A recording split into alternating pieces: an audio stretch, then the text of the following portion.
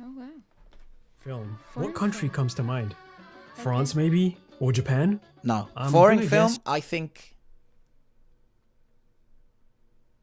Actually, I no longer think of anything when I think foreign films. Me neither. I Yeah, don't how have weird a- is that? Yeah, I don't have. Maybe because we watch so much media. No, I think it's because that's just I'm evolving. Oh. This is Efra. Yes. Correct. You know, this is Efra Mind. Efra Megamind version. Yes, You know? yes. Don't watch this crap. Hey, be nice.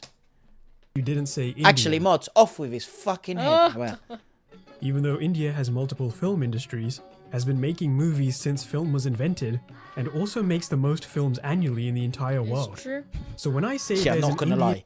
That is India, insane. It there's moves, no other man. industry that knows work ethic It like the moves, Indian man. movie industry.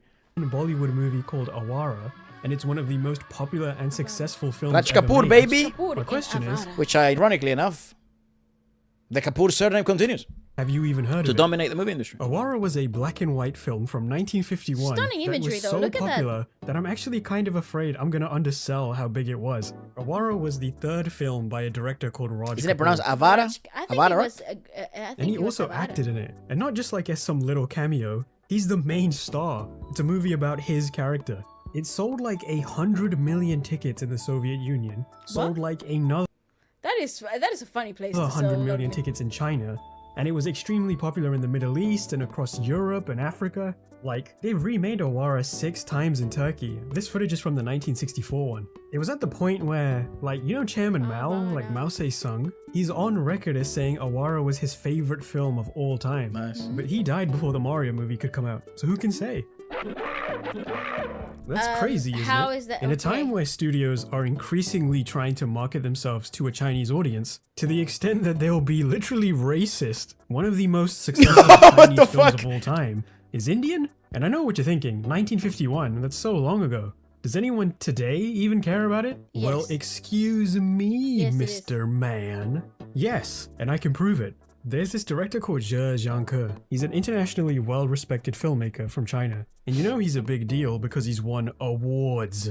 In the year 2000, he made a film called Platform, voted one of the best films of the decade, best films of the millennium, blah blah blah. Platform's about an isolated village Damn, blah, blah, blah. blah, Blah fucking. blah blah. on the border of China sometime in the 1980s. And some What the fuck film is he gonna talk about?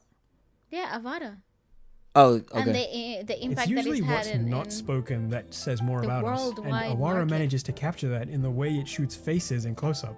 Awaara Yeah, was it's doing all of beautifully this in framed. 1951. You know what Hollywood was doing in 1951? Blackface. That's just how everything looked. Damn, this guy is It's obsessed with not just that, in but by the Indian way, but entertainment sure. industry. The Kapoor family is a This guy's like huge obsessed dynasty. with race. Yeah, But the how Kapoor artists is a obsess That's a bit Yes, unfair on family. Hollywood, though. That wasn't the only thing they were doing. Of course what the not. fuck? I was like, to be honest, What the the 50s is also some of the golden era of Hollywood. But Yeah, you that's know, tough. if you want to focus on the bad, you will find it. I'm glad that Awaara's getting his praise. As a matter of fact, I genuinely think, even till this day, seeing the current state, I think I've mentioned and I've made my view on this quite popular, not quite popular, quite clear, that I think Indian cinema genuinely right now has the opportunity to meet a demand, musically and cinematography speaking, that it's quite weak at the moment here in the West. And I think it could genuinely overhaul the whole fucking industry and be like, look, we're also big time players. You can all get fucked.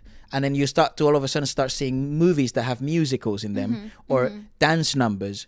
And it's like Joker 2 tried to do that, right? It failed. And it failed to do that. because he didn't know what he wanted to be. Correct. And it's afraid, right? It doesn't want to be marketed as a musical. Yeah. And like, you know, not only Bollywood, Indian cinema overall has already gone past that. And the audience has already gone way past that. Where it's like, oh, we don't want to be It considered will musical. sell in the West, Stevie. I think the problem is that it's wrongly packaged.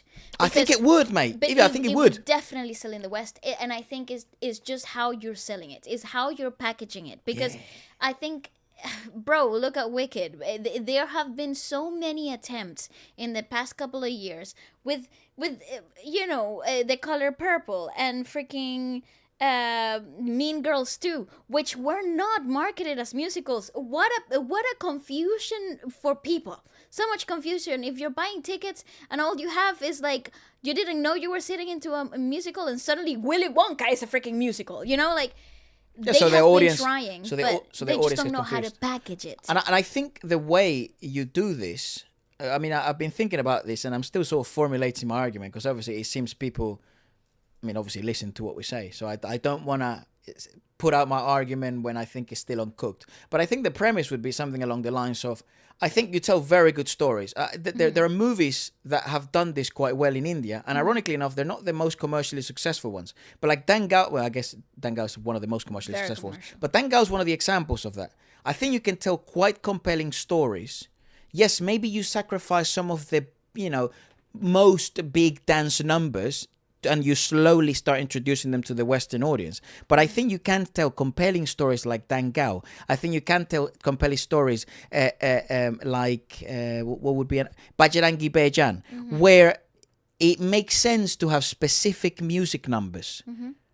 Because the expression simply gets maximized, and you don't have to sell it in the Broadway West End way, because it's not Broadway and it's not West End. It's different. It's a different style. Right. And you it's can't... fresh, because here's the thing: Bollywood has been appealing to international markets from the beginning of time. Look at RRR, that's Telugu and Tamil. Yeah. That became appealing to the It West. has been appealing for a really long time. I think people in Africa watch Bollywood. Like people in the rest of Asia watch Bollywood, and it's not weird to see it here in the West, where people will come to the cinema just to watch Indian films. Like and it's not just for a specific crowd of people. Like it's a broadly known thing. It's sometimes somewhat. The only thing like I wish other people would do is, like, when you go, obviously London has a huge Indian population, and you go to the big cinemas, and most, you look at the queue and stuff like that, most of the demographic is obviously seems to be from South Asia. And it's such a missed opportunity, I feel, for other people from different parts of the world, that they're not in those queues, that they're not buying those tickets, because it's equally as good, if not better, sometimes. And I think it doesn't have anything to do with the culture or beliefs, culture, race, all of that stuff. Because look, anime is very popular in the West. K-dramas have become immensely popular in the West.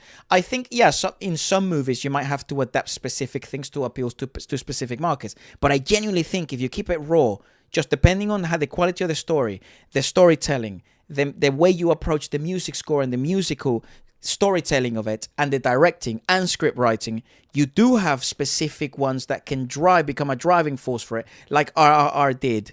And I think like a few Bollywood movies can, and other movie industries from India can. I think it's just a matter of the actual product and who the director and the musical composer are, rather than, is the market ready or not. I think the market is damn fucking ready, because anime's taking over the fucking West. K-dramas have taken over the West. And it's all about marketing. Yeah, it's like, it does not matter,